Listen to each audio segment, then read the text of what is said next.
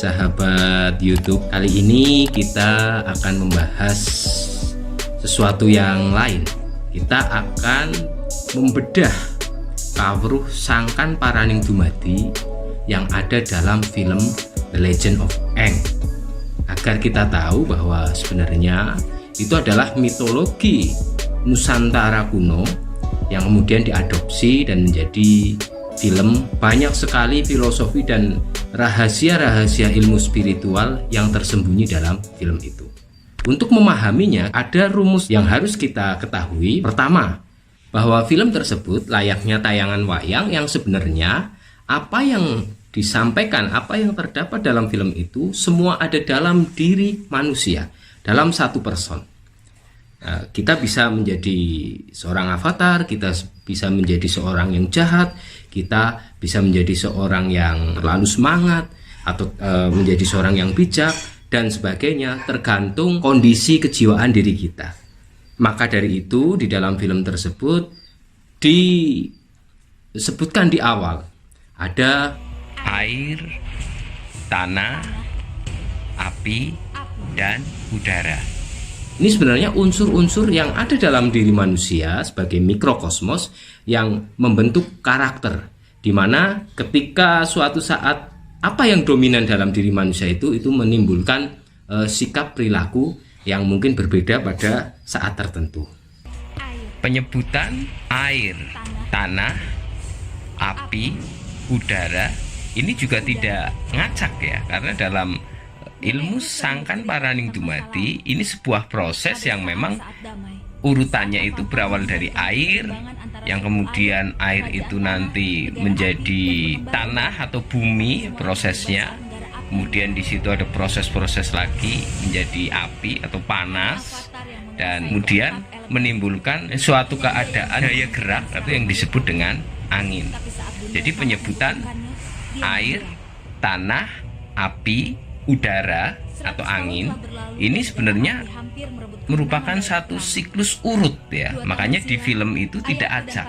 Ini membuktikan bahwa film Avatar diangkat dari mitologi kuno tentang terjadinya alam semesta, di mana mitologi ini sama persis dengan proses terjadinya alam semesta yang dalam ilmu Jawa disebut dengan sangkan paraning dumadi. Secara mikrokosmos, jika manusia tidak bisa menjaga keseimbangan daya-daya yang ada dalam dirinya, maka akan terjadi kekacauan. Ini kemudian dilambangkan atau digambarkan dengan kekacauan dunia semenjak perginya atau hilangnya Avatar sebagai pengendali semua elemen-elemen tadi. Nah, di situ digambarkan bahwa yang menguasai adalah negara api, di mana api adalah sifat dari nafsu, amarah, angkara murka, yang jika tidak bisa dikendalikan maka akan membakar dan merusak segalanya. Dalam ilmu sangkan paraning dumadi terkait siklus semesta pun seperti itu. Jadi ada sebuah siklus dunia di mana nanti ada saling bertentangan yang akhirnya terjadi ketidakseimbangan di dunia yang kemudian menimbulkan peperangan, dan di saat peperangan memuncak akan timbul kembali sebuah proses keseimbangan di mana akan diseimbangkan oleh daya alam itu sendiri melalui manusia-manusia yang terpilih, yang zaman dulu disebut dengan nabi, zaman selanjutnya ada para pemimpin yang mempunyai jiwa damai, yang akhirnya menjadi penggerak untuk kembalinya keseimbangan dunia dengan perdamaian. Nah, selanjutnya bahwa Avatar sendiri adalah mitologi Jawa kuno yang kemudian diadopsi. Salah satu contoh nama dari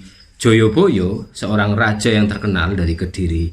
Nama lengkapnya juga menggunakan Avatar, Sri Mapanji Avatara Nindita Joyoboyo, dan seterusnya. Nah, artinya bahwa ini sebenarnya piwulang yang luhur sekali yang kemudian difilmkan dengan metode barat, yang kadang kita lupa bahwa itu sangat banyak rahasia-rahasia ilmu dari Nusantara yang terkandung di dalamnya.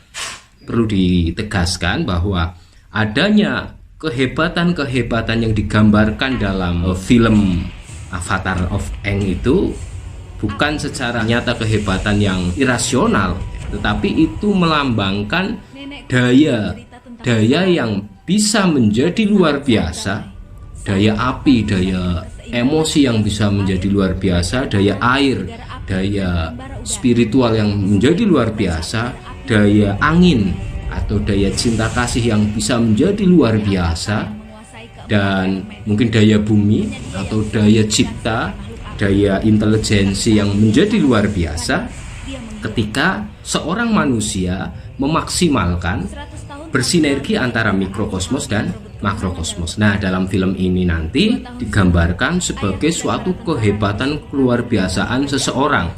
Ada yang menguasai api, ada yang menguasai unsur angin, ada yang menguasai unsur air, tanah atau bumi. Nah, untuk menjadi seorang avatar atau manusia yang sejati, insan kamil atau manusia yang sesungguhnya harus menguasai dan bisa mengendalikan itu semua. Itu adalah kunci. Jadi sekali lagi bahwa semua yang ada di dalam film Avatar itu, kejadian-kejadian, sifat-sifat, keluar biasaan itu sebenarnya adalah gambaran yang ada dalam diri person manusia. Persis seperti kita melihat tayangan wayang kulit, yang dimana berbagai macam tokoh, ada Kurawa, Pandawa, ada dewa, ada kesaktian-kesaktiannya, adalah gambaran satu sosok manusia yang bisa berubah-ubah karakter, sifat, tergantung dari kondisi saat itu. Satu hal yang sangat penting bahwa dunia spiritual atau sisi spiritual pada saat ini tetap dibutuhkan. Meskipun kita berada di zaman yang modern yang mutakhir, kehidupan manusia itu harus seimbang. Dan kaur spiritual ini justru akan menjadi kedahsyatan peradaban yang berlangsung. Jadi bisa dikatakan bahwa peradaban saat ini, peradaban mutakhir saat ini adalah kebangkitan peradaban spiritual, di mana spiritual yang ada adalah spiritual yang mampu diaplikasikan oleh manusia dalam perkembangan kebutuhan manusia saat ini.